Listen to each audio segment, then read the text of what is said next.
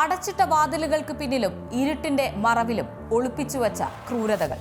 നിയമത്തിന്റെ കണ്ണുവെട്ടിച്ച് രക്ഷപ്പെട്ടുവെന്ന് കരുതിയവരെ കാത്തിരിക്കുന്നത് ഞെട്ടിക്കുന്ന സത്യങ്ങളാണ്. തെളിവുകൾ സംസാരിക്കുമ്പോൾ നിഗൂഢതകൾ ഒന്നൊന്നായി അഴിയും. കുറ്റകൃത്യങ്ങളുടെ കാണാപ്പുറങ്ങൾ തേടിയുള്ള യാത്രയാണിത്. എല്ലാ പ്രേക്ഷകർക്കും സ്വാഗതം ക്രൈം വാച്ചിലേക്ക്. പ്രണയത്തിന് കണ്ണില്ല എന്ന് നമ്മൾ കേട്ടിട്ടുണ്ട്. എന്നാൽ ഈ കേസിൽ പ്രണയത്തിന് ക്രൂരതയുടെ മുഖമാണ്. തന്റെ പ്രണയം സഫലമാകാൻ ഒരു പെൺകുട്ടിയുടെ ജീവൻ എടുക്കാൻ പോലും മടിക്കാത്ത ക്രിമിനൽ ബുദ്ധി എന്ന് വേണമെങ്കിൽ നമുക്ക് പറയാം. പത്തനംതിട്ടയിൽ വാഹനാപകടം സൃഷ്ടിച്ച് നാടകീയമായി രക്ഷകനായി അവതരിച്ച കാമുകന്റെ കുതന്ത്രങ്ങൾ പൊളിഞ്ഞത് നിമിഷങ്ങൾക്കുള്ളിലാണ്. വീട്ടുകാരെ ഇംപ്രസ് ചെയ്യാൻ നടത്തിയ സിനിമാ സ്റ്റൈൽ നീക്കം ഒടുവിൽ നരഹത്യാശ്രമ കേസായി മാറി.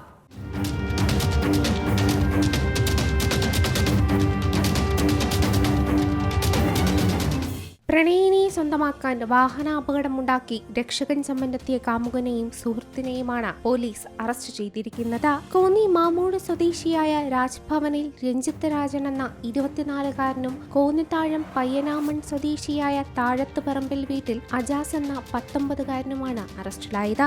രഞ്ജിത്തുമായി പ്രണയത്തിലായിരുന്ന യുവതിയെ വാഹനാപകടത്തിൽപ്പെടുത്തിയ ശേഷം അപകട സ്ഥലത്ത് രക്ഷകനായി എത്തി യുവതിയുടെ കുടുംബത്തിന്റെ അനുകമ്പ പിടിച്ചുപറ്റി യുവതിയെ സ്വന്തമാക്കുക എന്നതായിരുന്നു പ്രതിയുടെ ലക്ഷ്യം. പക്ഷേ കളി പിന്നീട് കാര്യമായി. കഴിഞ്ഞ മാസം ഡിസംബർ 23-ന് വൈകിട്ട് 5:30-യോടെയാണ് സംഭവം. കോച്ചിംഗ് ക്ലാസ് കഴിഞ്ഞ അടൂരിൽ നിന്നും സ്കൂട്ടറിൽ പോവുകയായിരുന്ന യുവതിയെ ഒന്നാം പ്രതി രഞ്ജിത്തിന്റെ നിർദ്ദേശപ്രകാരം രണ്ടാം പ്രതി അജാസ യുവതിയുടെ കാറിൽ പിന്തുടരുകയും വാഴമുട്ടം ഈസ്റ്റ് എന്ന സ്ഥലത്ത് വച്ച് സ്കൂട്ടറിന്റെ പിന്നിലിടിച്ച് വീഴ്ത്തി വാഹനം നിർത്താതെ പോവുകയും ചെയ്തു. പിന്നാലെ ഇന്നോവ കാറിലുണ്ടായിരുന്ന രഞ്ജിത്ത് യുവതിയുടെ ഭർത്താവാണെന്ന് അപകട സ്ഥലത്തെത്തിയ ആൾക്കാരെ തെറ്റിദ്ധരിപ്പിച്ച് യുവതിയെ കാറിൽ കയറ്റി കോന്നി വീലിവേഴ്സ് ആശുപത്രിയിലേക്ക് എത്തിച്ചു.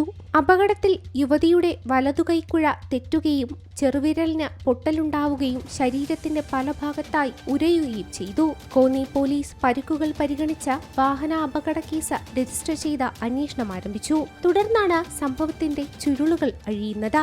അന്വേഷണത്തിൽ മനഃപൂർവ്വമുണ്ടാക്കിയ അപകടമാണെന്ന് തിരിച്ചറിഞ്ഞ പോലീസ് നരഹത്യ ശ്രമ വകുപ്പ് ചുമത്തി പ്രതികളെ അറസ്റ്റ് ചെയ്ത് കോടതിയിൽ ഹാജരാക്കി. Zee Malayalam News, Pathanamthitta. വിദ്യാലയങ്ങൾ കുട്ടികൾക്ക് ഏറ്റവും സുരക്ഷിതമാകേണ്ട ഇടമാണ്. പക്ഷേ മലമ്പുഴയിലെ സ്കൂളിൽ നടന്നത് മറ്റൊന്നാണ്. പീഡനത്തിനിരയായത് ഒരു വിദ്യാർത്ഥി, പിടികൂടിയതാകട്ടെ ഒരു അധ്യാപകനെയും. എന്നാൽ ഈ സംഭവത്തിൽ യഥാർത്ഥ പ്രതികൾ ആരാണ്? കുറ്റകൃത്യം മറച്ചുവെച്ച് കുറ്റവാളിയെ രക്ഷിക്കാൻ ശ്രമിച്ച വിദ്യാലയ അധികൃതർ കൂടിയല്ലേ? 10ാം ക്ലാസ് വിദ്യാർത്ഥി ക്രൂരതയ്ക്കിരയായ മലമ്പുഴയിലെ ആ സ്കൂളിൽ സംഭവിച്ചതെന്താണ്? നോക്കാം.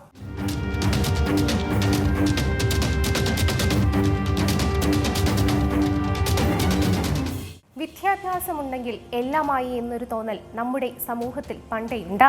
പക്ഷേ വിദ്യാഭ്യാസം മാത്രം തിരിച്ചറിവുണ്ടാകില്ലെന്ന് തെളിയിക്കുന്ന നിരവധി സംഭവങ്ങളാണ് അടുത്തിടെ ഉണ്ടായത്. വിദ്യാലയങ്ങൾ കുട്ടികളുടെ രണ്ടാം വീടെന്നാണ് വിശ്വാസം. വീട്ടിലെ അതേ സുരക്ഷിതത്വം സ്കൂളിലും കിട്ടണം. ആ വിശ്വാസത്തിലാണ് രക്ഷിതാക്കൾ കുട്ടികളെ സ്കൂളിലേക്ക് അയക്കുന്നത്. എന്നാൽ അതല്ല ഇപ്പോൾ സംഭവിക്കുന്നത്. പാലക്കാട് അധ്യാപകൻ വിദ്യാർത്ഥിയെ മദ്യം നൽകിയാണ് പ്രകൃതിവിരുദ്ധ പീഡനത്തിന് ഇരയാക്കിയത്. ഇക്കഴിഞ്ഞ നവംബർ 29-നാണ് സംഭവം. സംസ്കൃത അധ്യാപകനായ കൊല്ലംകോട് സ്വദേശി അനിലാണ് പ്രതി. സ്കൂൾ കായിക മത്സരത്തിന് മികച്ച വിജയം നേടിയ കുട്ടികൾക്ക് അധ്യാപകൻ വിരുന്നൊരുക്കിയിരുന്നു. ഇതിനെത്താതിരുന്ന ഈ കുട്ടിയെ തന്റെ വാടക വീട്ടിലേക്ക് അധ്യാപകൻ വിളിച്ചു വരുത്തി. തുടർന്ന് കുട്ടിക്ക് മദ്യം നൽകി പീഡിപ്പിച്ചു. SSC വിഭാഗത്തിൽപ്പെട്ട 12 വയസ്സുകാരനാണ് പീഡനത്തിന് ഇരയായത്. സ്കൂൾ അധികൃതർ ഈ കാര്യം അറിഞ്ഞിട്ടും പോലീസിൽ അറിയിച്ചില്ല. കുട്ടി ഇക്കാര്യം തന്റെ സഹപാഠിയോട് പറഞ്ഞതോടെയാണ് ഈ വിവരം പുറം ലോകം അറിയുന്നത്. ഇതോടെ അനിൽ രാജിവെച്ചു.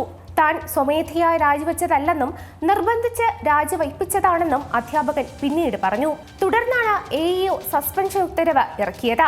സംഭവം പോലീസിലും ചൈൽഡ് ലൈനിലും റിപ്പോർട്ട് ചെയ്യാതെ വീഴ്ച വരുത്തിയ സ്കൂൾ മാനേജറെ അയോഗ്യനാക്കണമെന്ന് AEO വിദ്യാഭ്യാസ ഉപഡയറക്ടർക്ക് ശുപാർശ നൽകി. സംഭവം കൃത്യമായി റിപ്പോർട്ട് ചെയ്യാത്തതിനെതിരെ സ്കൂളിലെ പ്രധാന അധ്യാപിക, ക്ലാസ് ടീച്ചർ എന്നിവരോട് വിശദീകരണം ആവശ്യപ്പെട്ടു. 3 ദിവസത്തിനകം വിശദീകരണം നൽകണമെന്നും തൃപ്തികരമല്ലെങ്കിൽ ഇവർക്കെതിരെയും നടപടി ഉണ്ടാകുമെന്നും AEO പറഞ്ഞു. പിന്നാലെ പ്രതിയെ കസ്റ്റഡിയിലെടുത്തു. പോക്സോ വകുപ്പിന് പുറമെ പട്ടികജാതി പട്ടികവർഗ അതിക്രമം തടയൽ നിയമപ്രകാരവും കേസെടുത്തിട്ടുണ്ട്. പ്രതിയെ മജിസ്ട്രേറ്റിന് മുന്നിൽ ഹാജരാക്കി റിമാൻഡ് ചെയ്തു. ആധുനിക നിയമ സന്ദർഭങ്ങളിൽ കുട്ടികളോടോ സ്ത്രീകളോടോ നടത്തുന്ന ലൈംഗിക പീഡനവും പ്രകൃതിവിരുദ്ധ ലൈംഗിക പീഡനവും നിയമവിരുദ്ധമാണ്. പക്ഷേ വേണ്ട രീതിയിലല്ല ആ നിയമം ഇത്തരം കുറ്റകൃത്യങ്ങൾക്കെതിരെ പ്രവർത്തിക്കുന്നത്. കുറ്റം ചെയ്യുന്നതിന് മുന്നേ ഓർക്കുക, നമുക്കും കുട്ടികളുണ്ട്, നമ്മളും ഒരു കാലത്ത് കുട്ടികളായിരുന്നു. സമനില തെറ്റുന്ന നിമിഷങ്ങൾക്കിടയിൽ ആരെന്നു പോലും നോക്കാതെ ആയുധമെടുക്കുന്ന മനുഷ്യർ. ഇടുക്കി ഉപ്പുതറയിൽ യുവതിയെ മരിച്ച നിലയിൽ കണ്ടെത്തിയ സംഭവത്തിന് പിന്നിലെ ദുരൂഹതകൾ ഓരോന്നായി പുറത്തുവരികയാണ്. സംശയനിഴലിലുള്ള ഭർത്താവിനെ കണ്ടെത്താനുള്ള പോലീസ് അന്വേഷണം ഊർജിതമാണ്.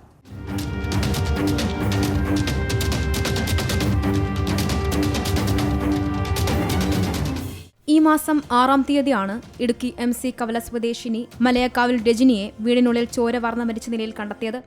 ഇവരുടെ ഇളയ മകനാണ് ഞെട്ടിക്കുന്ന ഈ സംഭവം ആദ്യം കാണുന്നത്. സംഭവം കണ്ട് ഭയന്നുപോയ കുട്ടി ഗ്രാമപഞ്ചായത്ത് അംഗത്തിനെ വിവരമറിയിക്കുകയായിരുന്നു. തുടർന്ന് പോലീസ് എത്തി. കുട്ടികൾ സ്കൂളിൽ പോയിട്ട് വന്ന സമയത്ത് ഈ രജനി രക്തം വാർന്ന് കട്ട പിടിച്ച് കട്ടിലിൽ കിടക്കുന്ന അവസ്ഥയിൽ കണ്ടിട്ട് തൊട്ട് അയൽവാസികളോട് ചെന്ന് വിവരം പറഞ്ഞു.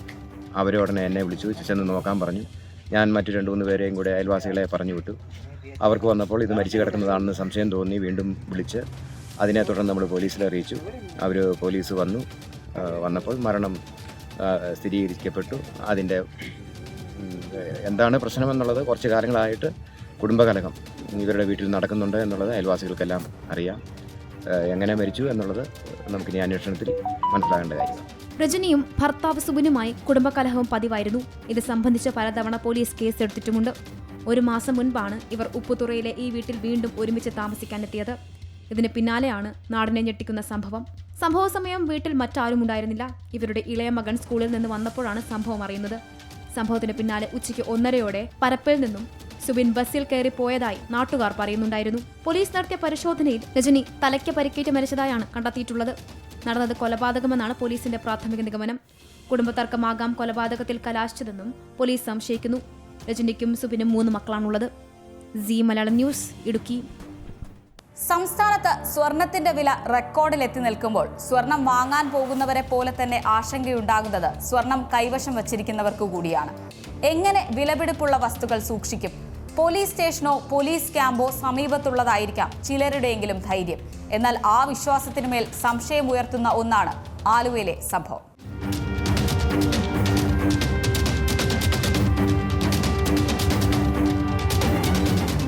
എറണാകുളം ആലുവയിൽ അടച്ചിട്ട വീടുകൾ കേന്ദ്രീകരിച്ചുള്ള കവർച്ച തുടർ സംഭവമാവുകയാണ്. അതിൽ പ്രദേശവാസികളെ കൂടുതൽ ആശങ്കരാക്കുന്നൊരു സംഭവമാണ് അടുത്തിടെ ഉണ്ടായത്. ആലുവ റൂറൽ SP-യുടെ ക്യാമ്പ് ഓഫീസിന് സമീപം നടന്ന കവർച്ച. ക്യാമ്പ് ഓഫീസിന് ഏകദേശം 100 മീറ്റർ മാത്രം ദൂരെയുള്ള തോട്ടുകാട്ടുകര സ്വദേശി ജോർജ് സേവ്യർ എന്നയാളുടെ വീട്ടിലാണ് കവർച്ച നടന്നത്.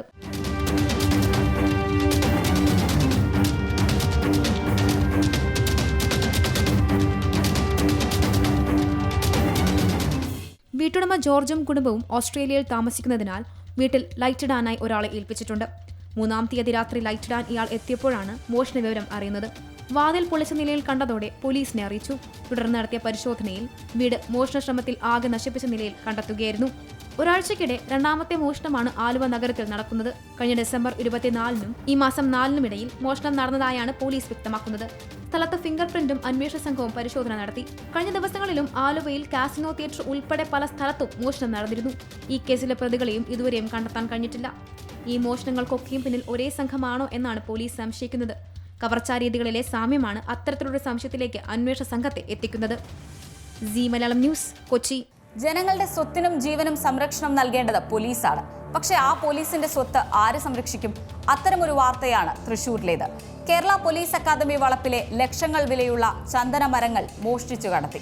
തൃശൂർ രാമവർമ്മപുരത്തെ അക്കാദമി ക്യാമ്പസിനുള്ളിലെ 30 വർഷം പഴക്കമുള്ള 2 മരങ്ങളാണ് മോഷ്ടിക്കപ്പെട്ടത്.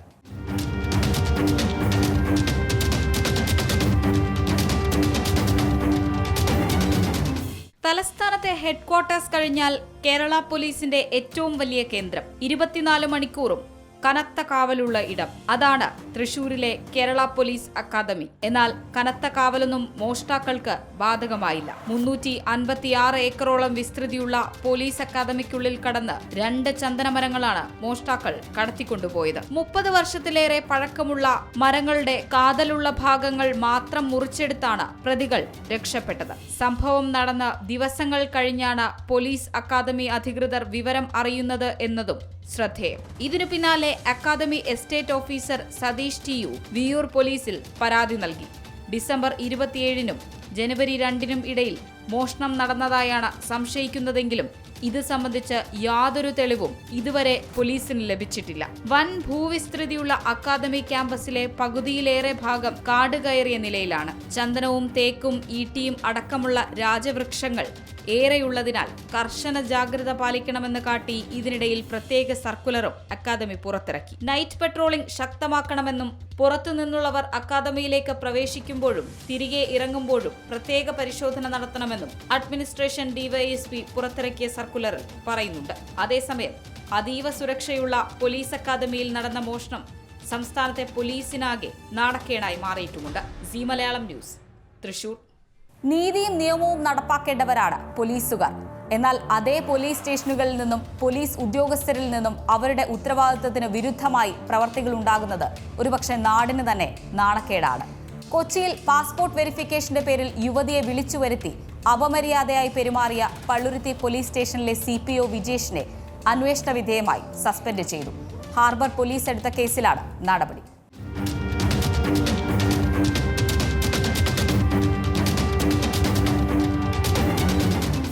ഈ മാസം 5-നായിരുന്നു പാസ്പോർട്ട് വെരിഫിക്കേഷന്റെ പേരിൽ യുവതിയെ വിളിച്ചു വരുത്തി പോലീസ് ഉദ്യോഗസ്ഥൻ മോശമായി പെരുമാറിയത്. പള്ളുരുത്തി പോലീസ് സ്റ്റേഷനിലെ ഉദ്യോഗസ്ഥന്റേതായിരുന്നു ഈ അതിക്രമം. പാസ്പോർട്ടിന് അപേക്ഷിച്ച പള്ളുരുത്തി സ്വദേശിയായ യുവതിയുടെ വെരിഫിക്കേഷനായി വീട്ടിലെത്തുന്നതിന് പകരം തന്നെ കാണാൻ CPO വിജേഷ് ആവശ്യപ്പെടുകയായിരുന്നു. തുടർന്ന് തോപ്പുംപടി പാലത്തിനടുത്തുള്ള കൊച്ചിൻ പോർട്ട് ട്രസ്റ്റ് അവന്യൂവിനടുത്തേക്കെത്താൻ ആവശ്യപ്പെട്ടു. ഇവിടെ എത്തിയ യുവതിയോട് സമീപത്ത് പാർക്ക് ചെയ്തിരുന്ന കാറിലേക്ക് കയറാൻ നിർദ്ദേശിച്ചു. പിന്നാലെ കാറിൽ വെച്ച് അപമാനിക്കാൻ ശ്രമിച്ചുവെന്നതാണ് കേസ്. യുവതി പിറ്റേന്ന് തന്നെ പോലീസിൽ പരാതി നൽകി. തുടർന്ന് ഹാർബർ പോലീസ് വിജേഷിനെതിരെ കേസെടുക്കുകയായിരുന്നു. പിന്നാലെ സ്ത്രീയുടെ അന്തസ്സിനെ ഹനിക്കുന്ന വിധത്തിൽ പെരുമാറിയതിന് CPOയെ സസ്പെൻഡ് ചെയ്തതായി പോലീസ് കമ്മീഷണറുടെ ഓഫീസ് വ്യക്തമാക്കി. വിജേഷിനെതിരെ ആഭ്യന്തര അന്വേഷണം നടക്കുമെന്നും ഇതിനുശേഷമായിരിക്കും തുടർ നടപടികളെന്നും പോലീസ് അറിയിക്കുന്നു. വിജേഷിനെതിരെ ഇതിനു മുമ്പും പരാതികൾ ഉണ്ടായിട്ടുണ്ട്. DCPയുടെ വകുപ്പ് തല നടപടിയാണ് നിലവിലുണ്ടായിരിക്കുന്നത്. ഉടൻ തന്നെ അറസ്റ്റ് ഉൾപ്പെടെയുള്ള നടപടികളിലേക്ക് പോലീസ് കടക്കുമെന്നാണ് വിവരം.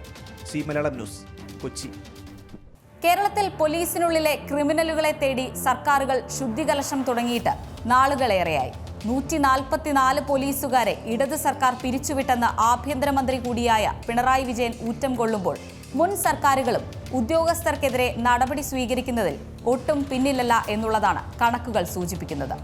115 പോലീസുകാർക്കെതിരെ നടപടിയെടുത്ത വർഷങ്ങൾക്ക് മുൻപ് ഉമ്മൻചാണ്ടി സർക്കാരും ഇക്കാര്യത്തിൽ മാതൃകയായിരുന്നു.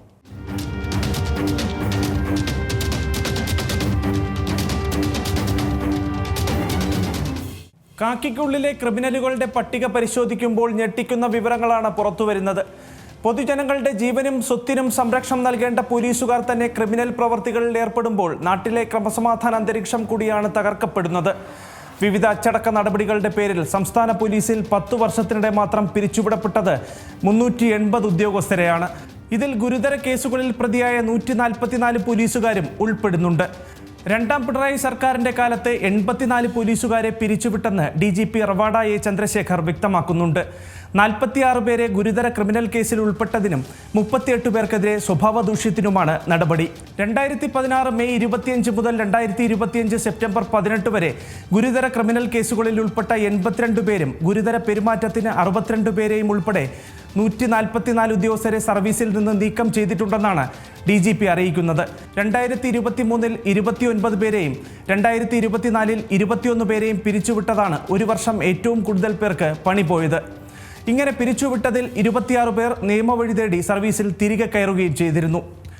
അതേസമയം ഏറ്റവും കൂടുതൽ പോലീസുകാർക്കെതിരെ നടപടിയെടുത്തത് LDF സർക്കാരുകളാണെന്ന് മുഖ്യമന്ത്രി അവകാശപ്പെടുമ്പോഴാണ് കോൺഗ്രസ് അധികാരത്തിലുള്ളപ്പോഴും നടപടികൾ മുഖം നോക്കാതെ എടുത്തു എന്നതിൻ്റെ കണക്കുകൾ പുറത്തുവരുന്നത്. 2011-നും 2016-നും ഇടയിൽ, അതായത് ഉമ്മൻചാണ്ടി സർക്കാരിൻ്റെ കാലത്ത് ക്രിമിനൽ കേസിൽപ്പെട്ട 54 പോലീസുകാരെയും അനധികൃത അവധിയുടെ പേരിൽ 61 പോലീസുകാരെയും പിരിച്ചുവിട്ടിരുന്നു. ആകെ 115 പോലീസ് ഉദ്യോഗസ്ഥർക്കെതിരെയാണ് മുൻ കോൺഗ്രസ് സർക്കാർ നടപടിയെടുത്തത്.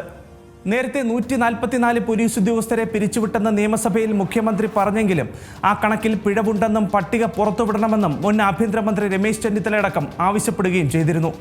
ഏതായാലും ജനങ്ങൾക്ക് നേരെ കയ്യൂക്ക് കാണിക്കുന്ന പോലീസ് ഏമാന്മാർക്കെതിരെ നടപടിക്ക് വിട്ടുവീഴ്ചയില്ലെന്ന് കേരളത്തിൽ അധികാരത്തിലിരുന്ന സർക്കാരുകൾ വ്യക്തമാക്കുമ്പോൾ അത് ഇത്തരം പ്രവണതകളിൽ ഏർപ്പെടുന്നവർക്കുള്ള കർശന മുന്നറിയിപ്പ് കൂടിയാണ്.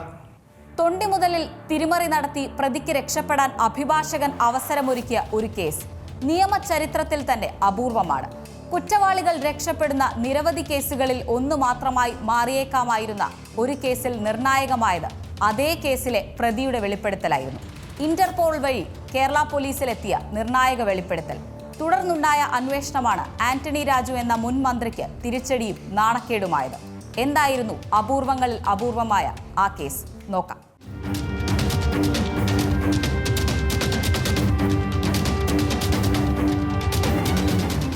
32 വർഷം പഴക്കമുള്ള വിചിത്രമായ ഒരു കേസിലാണ് മുൻമന്ത്രിയും MLAയുമായ ആന്റണി രാജു കുറ്റക്കാരനാണെന്ന് കോടതി കണ്ടെത്തിയത്. തൊണ്ടി മുതലായ അടിവസ്ത്രത്തിൽ തിരിമറി നടത്തിയ പ്രതിക്ക് രക്ഷപ്പെടാൻ അഭിഭാഷകൻ അവസരമൊരുക്കി എന്നാണ് കേസ്. കോടതി ജീവനക്കാരൻ 1-ാം പ്രതിയും മുൻമന്ത്രി 2-ാം പ്രതിയുമായ കേസ് കേരളത്തിന്റെ നീതിന്യായ ചരിത്രത്തിൽ തന്നെ അപൂർവമായിരിക്കും. ലഹരിക്കേസിലെ പ്രതിയെ രക്ഷിക്കാനായി കോടതിയെ തെറ്റിദ്ധരിപ്പിക്കാൻ ഒരു ജനപ്രതിനിധിയും മുൻ കോടതി ഉദ്യോഗസ്ഥനും ചേർന്ന് നടത്തിയ കുറ്റം നീണ്ട നിയമ നടപടികൾക്കൊടുവിലാണ് തെളിയിക്കപ്പെട്ടത്. 1990 ഏപ്രിൽ 4-നാണ് സംഭവം. അടിവസ്ത്രത്തിൽ ഒളിപ്പിച്ച 61 ഗ്രാം ഹാഷിഷുമായി ഓസ്ട്രേലിയൻ പൗരൻ ആൻഡ്രൂ സാൽവദോർ സെർവലി തിരുവനന്തപുരം വിമാനത്താവളത്തിൽ പിടിയിലായി. അന്വേഷണത്തിന് ശേഷം പോലീസ് കുറ്റപത്രം സമർപ്പിച്ചു. ഇതേ വർഷം തിരുവനന്തപുരം സെഷൻസ് കോടതിയിൽ കേസിൽ വിചാരണ നടപടികൾ ആരംഭിച്ചു. അഭിഭാഷകൻ സെലിൻ ഫിൽഡറാണ് പ്രതിക്ക് വേണ്ടി ഹാജരായത്. നിയമബിരുദം നേടിയ ആന്റണി രാജു അക്കാലത്ത് സെലിന്റെ ജൂനിയർ അഭിഭാഷകനായിരുന്നു. പക്ഷേ ആ കേസ് തോറ്റു. 10 വർഷം തടവും 1 ലക്ഷം രൂപ പിഴയും വിധിച്ച് തിരുവനന്തപുരം സെഷൻസ് കോടതി KV ശങ്കർനാരായൺ വിധി പ്രസ്താവിച്ചു. എന്നാൽ തൊട്ടു പിന്നാലെ ഹൈക്കോടതിയിൽ അപ്പീൽ ഫയൽ ചെയ്തു. പ്രഗത്ഭനായിരുന്ന കുഞ്ഞിരാമ മേനോനായിരുന്നു പ്രതിക്ക് വേണ്ടി വാദിച്ചത്. കേസിൽ ഹൈക്കോടതി പ്രതിയെ വെറുതെ വിട്ടു. പ്രതിയെ വെറുതെ വിടാൻ പ്രധാന കാരണമായി കോടതി ചൂണ്ടിക്കാട്ടിയത് കേസിലെ പ്രധാന തൊണ്ടി വസ്തുവായി പോലീസ് ഹാജരാക്കിയ അടിവസ്ത്രം പ്രതിയുടേതല്ല എന്ന വാദമായിരുന്നു. പ്രതിക്കിടാൻ കഴിയാത്ത വിധം ചെറുതായിരുന്നു ഈ അടിവസ്ത്രം. അടിവസ്ത്രം പ്രതിക്കിടാൻ കഴിയില്ലെന്നും ഹൈക്കോടതി നേരിട്ട് ഉറപ്പാക്കി. ഇതിന്റെ അടിസ്ഥാനത്തിലാണ് ഹൈക്കോടതി പ്രതിയെ വെറുതെ വിട്ടത്. തൊട്ടു പിന്നാലെ ആൻഡ്രൂ കടൽ കടന്നു. ഓസ്ട്രേലിയക്ക് കടന്ന സാൽവദോർ സെർവലി അവിടെ ഒരു കൊലക്കേസിൽപ്പെട്ടു. ഇവിടെയാണ് കേസിൽ ആരും പ്രതീക്ഷിക്കാത്തൊരു ട്വിസ്റ്റ് ഉണ്ടാകുന്നത്. മെൽബൺ റിമാൻഡ് സെന്ററിൽ തടവിൽ കഴിയുമ്പോൾ സഹതടവുകാരനോട് കേരളത്തിലെ കേസുമായി ബന്ധപ്പെട്ട് നടത്തിയ ഒരു നിസ്സാര വെളിപ്പെടുത്തൽ. അഭിഭാഷകന്റെയും കോടതിയിലെ ക്ലാർക്കിന്റെയും സഹായത്തോടെ അടിവസ്ത്രം മാറ്റിയാണ് താൻ കേസിൽ നിന്ന് കുറ്റമുക്തനായതെന്നാണ് തുറന്നുപറച്ചിൽ. ആൻഡ്രൂവിന്റെ ഈ വെളിപ്പെടുത്തൽ ജയിൽ ചുമരുകളിൽ ഒതുങ്ങിയില്ല. സഹതടവുകാരൻ ഈ വിവരം കൊലക്കേസ് അന്വേഷിച്ച ഡിറ്റക്റ്റീവ് സംഘത്തിനോട് പറഞ്ഞു. 1996 ജനുവരി 25-ന് രേഖപ്പെടുത്തിയ ഈ മൊഴി കാൻബറയിലെ ഇന്റർപോൾ യൂണിറ്റ് ഇന്ത്യയിലെ ഇന്റർപോൾ യൂണിറ്റായ CBIക്ക് അയച്ചു. CBI ഡൽഹി ആസ്ഥാനത്ത് നിന്നും ഈ കത്ത് കേരള പോലീസിന്റെ പക്കലെത്തി. തുടർന്ന് കേസിൽ കൃത്രിമം നടന്നുവെന്ന് ചൂണ്ടിക്കാട്ടി അന്വേഷണ ഉദ്യോഗസ്ഥനായ CI KK ജയമോഹൻ വിജിലൻസിന് പരാതി നൽകി. യഥാർത്ഥ അടിവസ്ത്രം ജൂനിയർ അഭിഭാഷകൻ ആന്റണി രാജു കോടതി ജീവനക്കാരനായ ജോസിന്റെ സഹായത്തോടെ മാറ്റിയെന്നായിരുന്നു പരാതി. 3 വർഷത്തെ പരിശോധനയ്ക്ക് ശേഷം ഇക്കാര്യം അന്വേഷിക്കാൻ ഹൈക്കോടതി ഉത്തരവിട്ടു. ആന്റണി രാജു, ജോസ് എന്നിവരായിരുന്നു 1ഉം 2ഉം പ്രതികൾ. പൂന്തുറ SHO ആയിരുന്ന ജയമോഹൻ കുറ്റപത്രം സമർപ്പിച്ച കേസിൽ വിചാരണ നടക്കുമ്പോൾ തന്നെ തൊണ്ടി ക്ലാർക്കിനെ സ്വാധീനിച്ച് പ്രതിയുടെ അഭിഭാഷകനായ ആന്റണി രാജു അടിവസ്ത്രം പുറത്തു കൊണ്ടുപോയി ചെറുതാക്കിയാണ് തിരികെ വെച്ചത്. പ്രതിയുടെ സ്വകാര്യ വസ്തുക്കൾ വിട്ടുകൊടുക്കാനുള്ള കോടതി ഉത്തരവിന്റെ മറവിലാണ് തൊണ്ടിയും കടത്തിയത്. ഇതിനിടെ 1996-ലെ 10-ാം കേരള നിയമസഭയിൽ തിരുവനന്തപുരം വെസ്റ്റ് നിയോജക മണ്ഡലത്തിൽ നിന്നും ആന്റണി രാജു MLA ആയി തെരഞ്ഞെടുക്കപ്പെട്ടു. കേസ് പുനരന്വേഷിക്കാൻ 2005-ൽ IG ആയിരുന്ന TP സെൻകുമാർ ഉത്തരവിട്ടു. പിന്നാലെ 2006-ൽ വഞ്ചിയൂർ കോടതിയിൽ കുറ്റപത്രം നൽകിയെങ്കിലും 8 വർഷക്കാലം കേസിൽ തുടർ നടപടി ഉണ്ടായില്ല. 2014-ൽ പ്രത്യേകം ഉത്തരവിറക്കി കേസ് നെടുമങ്ങാട് കോടതിയിലേക്ക് മാറ്റി. വിചാരണയിൽ ആന്റണി രാജു ഹാജരാക്കാത്തതിനാൽ കേസ് നിരന്തരം മാറ്റിവെക്കേണ്ടി വന്നുവായിരുന്നു പ്രധാന വാദം. നെടുമങ്ങാട് കോടതിയിൽ വിചാരണ അന്തിമഘട്ടത്തിൽ എത്തിയപ്പോൾ വഞ്ചനാകുറ്റം കൂടി പ്രതിക്കെതിരെ ചുമത്തണമെന്നാവശ്യപ്പെട്ട് ഒരു മാധ്യമപ്രവർത്തകൻ രംഗത്തെത്തി. തുടർന്ന് ഈ വകുപ്പ് കൂടി ഉൾപ്പെടുത്തിയാണ് വിചാരണ പൂർത്തിയാക്കിയത്. കേസ് റദ്ദാക്കണമെന്നാവശ്യപ്പെട്ട് ആന്റണി രാജു സുപ്രീം കോടതി വരെ പോയെങ്കിലും വിചാരണ പൂർത്തിയാക്കാനാണ് കോടതി ആവശ്യപ്പെട്ടത്. ഇതിനിടെ 2021-ലെ നിയമസഭാ തെരഞ്ഞെടുപ്പിൽ തിരുവനന്തപുരം മണ്ഡലത്തിൽ നിന്ന് മത്സരിച്ച രാജു സിറ്റിംഗ് MLA ആയിരുന്ന VS ശിവകുമാറിനെ പരാജയപ്പെടുത്തി വീണ്ടും നിയമസഭാംഗമായി. 30-ലധികം തവണ മാറ്റിവെച്ച കേസിൽ 1 വർഷത്തിനകം വിചാരണ നടപടികൾ പൂർത്തിയാക്കണമെന്ന സുപ്രീം കോടതിയുടെ പുതിയ ഉത്തരവാണ് തുടർ നടപടിക്ക് കാരണമായത്. സംഭവം നടന്ന് 35 വർഷങ്ങൾക്ക് ശേഷം കേസിൽ നിർണായക വിധിയുണ്ടായി. കേസിൽ ആന്റണി രാജുവിനും കോടതി മുൻ ജീവനക്കാരനായ ജോസിനും Nedumangad judicial first class magistrate കോടതി 3 വർഷം തടവ് ശിക്ഷ വിധിച്ചു. 2 വർഷത്തിന് മുകളിൽ ശിക്ഷ വിധിച്ചതിനാൽ ആന്റണി രാജുവിന്റെ MLA പദവി നഷ്ടമായി. 2 വർഷത്തിൽ കൂടുതൽ ഏതെങ്കിലും കോടതി ശിക്ഷിച്ചാൽ അയോഗ്യൻ എന്നാണ് സുപ്രീം കോടതിയുടെ നേരത്തെയുള്ള വിധി. വരുന്ന തെരഞ്ഞെടുപ്പുകളിലും ആന്റണിക്ക് മത്സരിക്കാൻ കഴിയില്ല. ഇതോടെ കേരള രാഷ്ട്രീയ ചരിത്രത്തിൽ ക്രിമിനൽ കേസിൽ ശിക്ഷിക്കപ്പെട്ട് നിയമസഭാ അംഗത്വം നഷ്ടമായ കേരളത്തിലെ ആദ്യ നിയമസഭാ സാമാജികനായി മാറിയിരിക്കുകയാണ് ആന്റണി രാജു. നിങ്ങൾ നിരീക്ഷണത്തിലാണ്. നിങ്ങളുടെ ഫോൺ സ്ക്രീനിലൂടെ യൂണിഫോം ഇട്ട ഒരാൾ സംസാരിക്കുന്നു. CBI ആണെന്നോ പോലീസാണെന്നോ പറഞ്ഞ് നിങ്ങളെ മണിക്കൂറുകളോളം ക്യാമറയ്ക്ക് മുന്നിൽ തളച്ചിടുന്നു. പക്ഷേ ഓർക്കുക, നിയമത്തിൽ ഡിജിറ്റൽ അറസ്റ്റ് എന്നൊരു പദമില്ല. യഥാർത്ഥ നിയമം എന്തു പറയുന്നു? ഇത്തരം കെണികളിൽ നിന്ന് എങ്ങനെ രക്ഷപ്പെടാം? സൈബർ വിദഗ്ധ നീന ആസാദ് പറയുന്നു. കാണാം ക്രൈം വാച്ചിലെ പുതിയ സെഗ്മെന്റ് ജൂറിസ്. ഇന്നത്തെ കാലത്ത് നമ്മൾ ഏറ്റവും അധികം ഭയപ്പെടുന്ന ഒരു വാക്കാണ് ഡിജിറ്റൽ അറസ്റ്റ് എന്നത്. ഡിജിറ്റൽ അറസ്റ്റ് എന്നാൽ എന്താണെന്ന് പലർക്കും ഇപ്പോഴും വലിയ പിടുത്തമില്ല അല്ലേ? അതായത് ചിലപ്പോൾ നമുക്കോ അല്ലെങ്കിൽ നമ്മുടെ പ്രിയപ്പെട്ടവർക്കോ ഒരു വീഡിയോ കോൾ വരുന്നു. അതിൽ CBI ഉദ്യോഗസ്ഥരെന്നോ അല്ലെങ്കിൽ പോലീസ് വേഷത്തിലോ ഉള്ളവരായിരിക്കും മറുതലക്കിലിരിക്കുന്നത്. നമ്മൾ എന്തെങ്കിലും കുറ്റകൃത്യം ചെയ്തു എന്നോ അല്ലെങ്കിൽ നമ്മൾക്ക് എന്തെങ്കിലും കൊറിയർ വന്നു എന്നോ ആ കൊറിയറിനുള്ളിൽ ഉപയോഗിക്കാൻ പാടില്ലാത്ത വസ്തുക്കളോ മയക്കുമരുന്നോ ആയുധങ്ങളോ ഒക്കെ ആണെന്നോ അവർ നമ്മളോട് പറഞ്ഞ് വിശ്വസിപ്പിക്കാം. ഈ കൊറിയർ നിങ്ങൾക്ക് വന്നതിലൂടെ നിങ്ങളൊരു കുറ്റകൃത്യത്തിൽ ഏർപ്പെട്ടിരിക്കുകയാണ്. നിങ്ങളെ ഞങ്ങളിപ്പോൾ അറസ്റ്റ് ചെയ്യാൻ പോകുന്നു. ഇത് കേട്ടാൽ നമ്മളിൽ ആരാണെങ്കിലും, പ്രത്യേകിച്ച് മുതിർന്നവരോ വൃദ്ധജനങ്ങളോ ഒക്കെ ആണെങ്കിൽ തീർച്ചയായും ഭയപ്പെട്ടു പോകുമല്ലേ? ഇങ്ങനെ നമ്മളെ ഭയത്തിൻ്റെ മുൾമുനയിൽ നിർത്തിക്കൊണ്ട് നമ്മളിൽ നിന്നും പണം തട്ടിയെടുക്കുന്ന രീതിയാണ് ഡിജിറ്റൽ അറസ്റ്റ്. ഇത് ഇന്നത്തെ AI ലോകത്ത് വളരെയധികം കണ്ടുവരുന്ന ഒരു പ്രവണതയാണ്. നമ്മുടെ വീട്ടിൽ ഒറ്റപ്പെട്ട് ജീവിക്കുന്ന നമ്മളുടെ മാതാപിതാക്കളെയോ അല്ലെങ്കിൽ ചിലപ്പോൾ ആരുമായിട്ടും വലിയ കമ്മ്യൂണിക്കേഷൻസ് ഇല്ലാത്തവരെയോ അല്ലെങ്കിൽ പെട്ടെന്ന് എന്തെങ്കിലും കേട്ടാൽ ഭയപ്പെടുന്നവർക്കൊക്കെയാണ് ഇത് കൂടുതലായി എഫക്റ്റ് ചെയ്യുന്നത്. ഇത് നമ്മൾ പേടിക്കേണ്ട കാര്യമില്ല. നമ്മൾക്ക് ഇതിൽ നിന്ന് രക്ഷപ്പെടാൻ ജാഗ്രത മാത്രം മതി. ആദ്യമായി നമ്മൾ മനസ്സിലാക്കേണ്ട ഒരു കാര്യം, ഇന്ത്യൻ നിയമവ്യവസ്ഥയിൽ ഡിജിറ്റൽ അറസ്റ്റ് എന്നൊരു ഘടകമില്ല. അതായത് നമ്മളെ എന്തെങ്കിലും കുറ്റകൃത്യത്തിൽ ഏർപ്പെട്ടാൽ നമ്മളുടെ സ്റ്റേറ്റ്മെൻ്റ് എടുക്കാനോ അല്ലെങ്കിൽ നമ്മളെ ഈ കുറ്റകൃത്യം അറിയിക്കാനോ ഒരിക്കലും ഒരു പോലീസ് ഓഫീസേഴ്സോ അല്ലെങ്കിൽ ഏതെങ്കിലും ഹയർ അതോറിറ്റീസോ നമ്മളെ ഒരിക്കലും ഒരു വീഡിയോ കോൾ വഴിയോ സ്കൈപ്പ് വഴിയോ അങ്ങനെയൊന്നും നമ്മളെ ബന്ധപ്പെടില്ല എന്ന ബോധ്യം അല്ലെങ്കിൽ തിരിച്ചറിവ് നമുക്കുണ്ടാകണം. ഈ തിരിച്ചറിവിലും നമ്മളുടെ ഇന്നത്തെ കാലഘട്ടത്തിൻ്റെ വളർച്ചയിലും അറിവിലും ആണ് നമ്മൾക്ക് ഇതിൽ നിന്നും രക്ഷ നേടാനാകുന്നത്. ഇന്ന് ഡീപ്പ് ഫേക്ക്, വോയിസ് ക്ലോണിംഗ് പോലുള്ള ഒരുപാട് ആപ്പ് ഫെസിലിറ്റീസ് AI നമ്മുടെ മുന്നിൽ തുറന്നു വെച്ചിട്ടുണ്ട്. നമ്മളുടെ ജീവിതം വളരെയധികം എളുപ്പമാക്കാൻ അല്ലെങ്കിൽ സുഗമമാക്കാൻ വന്ന ഒരു സാങ്കേതിക വിദ്യയാണ് AI.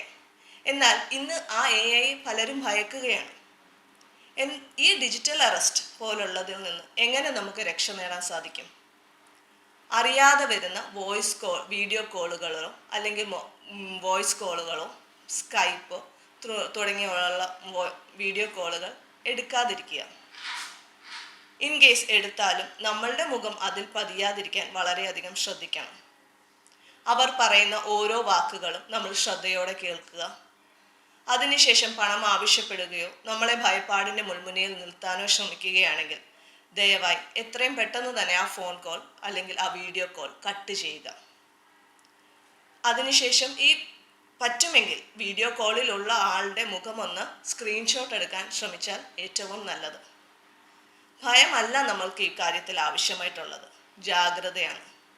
ഈ ജാഗ്രതയിലൂടെ തന്നെ നമുക്ക് ഭയമില്ല എന്നറിയുമ്പോൾ തന്നെ തട്ടിപ്പുകാരിൽ നിന്നും രക്ഷ നേടാൻ നമുക്ക് സാധിക്കും. 99% തട്ടിപ്പുകാരും ഉപയോഗിക്കുന്നത് നമ്മുടെ ഈ ഭയത്തെയാണ്. അടുത്തുള്ള പോലീസ് സ്റ്റേഷനിൽ പ്രത്യേകിച്ച് ഏതൊരു വീഡിയോ കോൾ വരുമ്പോഴും നമ്മൾ മറ്റുള്ളവരോട് ഡിസ്കസ് ചെയ്യാതിരിക്കുക, അല്ലെങ്കിൽ ഇങ്ങനെ ഒരു കാര്യം രഹസ്യമായി സൂക്ഷിക്കുക, നിങ്ങൾ എത്രയും പെട്ടെന്ന് പണം അയക്കുക എന്നുള്ള കാര്യങ്ങളൊക്കെ പറയുമ്പോൾ നമ്മൾ ആ കാര്യത്തിൽ വിശ്വസിക്കാതെ ആ കോൾ കട്ട് ചെയ്തതിന് ശേഷം നമ്മളുടെ ബാങ്കിലോ അല്ലെങ്കിൽ അടുത്തുള്ള പോലീസ് സ്റ്റേഷനിലോ നമ്മൾ ചെന്ന് നമ്മളുടെ ഈ കാര്യം അറിയിക്കുക. ഇത് ശരിയാണോ തെറ്റാണോ എന്ന് വെരിഫൈ ചെയ്യുക. ഇനിയുള്ള കാലത്ത് ഏറ്റവും അധികം നമ്മൾ ഉപയോഗിക്കേണ്ട ഒരു രീതി തന്നെയാണ് വെരിഫിക്കേഷൻ. നമ്മളെ വിളിച്ച ആൾ അത് ശരിയായ സംവിധാനത്തിലുള്ള ആൾ തന്നെയാണോ എന്ന് നമ്മൾ ഉറപ്പാക്കുക. നമ്മൾക്ക് അറിയില്ലെങ്കിൽ നമ്മൾക്ക് ഏറ്റവും അടുത്തുള്ള പോലീസ് സ്റ്റേഷനിൽ നമുക്ക് തീർച്ചയായും ചെന്ന് ഇതിനെപ്പറ്റി അന്വേഷിക്കാവുന്നതാണ്. ഇന്ന് നമുക്ക് ശക്തമായ ഒരു നിയമം ഇതിലേക്ക് കൊണ്ടുവരാനുള്ള കാലതാമസമുണ്ടെങ്കിലും നമ്മളെ സംരക്ഷിക്കാൻ എന്നും തയ്യാറായി തന്നെ നമ്മുടെ നിയമ സംവിധാനങ്ങൾ നമ്മളോടൊപ്പം തന്നെയുണ്ട്. മുതിർന്ന ആൾക്കാരോ അല്ലെങ്കിൽ നമ്മളുടെ മാതാപിതാക്കളെയോ നമ്മൾ ഈ ഡിജിറ്റൽ അറസ്റ്റിനെ പറ്റി കൂടുതൽ ബോധവാന്മാരാക്കുക. ഭയപ്പാടല്ല വേണ്ടതെന്നും കാര്യങ്ങൾ കൃത്യമായി മനസ്സിലാക്കാനും അത് വെരിഫൈ ചെയ്യാനും കോള് കട്ട് ചെയ്യാനും ഇങ്ങനെയുള്ള കോൾസ് വരുന്നത് ഒരിക്കലും ഒരു നിയമ സംവിധാനത്തിലൂടെ ആയിരിക്കില്ല എന്ന് പറഞ്ഞു മനസ്സിലാക്കാനും നമ്മൾ ഇന്നത്തെ ജനറേഷൻ സമയം കണ്ടെത്തണം. ഏറ്റവും പുതിയ വാർത്തകളും വിശേഷങ്ങളും വിരൽത്തുമ്പിലറിയാൻ സീ മലയാളം ന്യൂസ് എല്ലാ ഡിജിറ്റൽ പ്ലാറ്റ്ഫോമുകളിലും ലഭ്യം.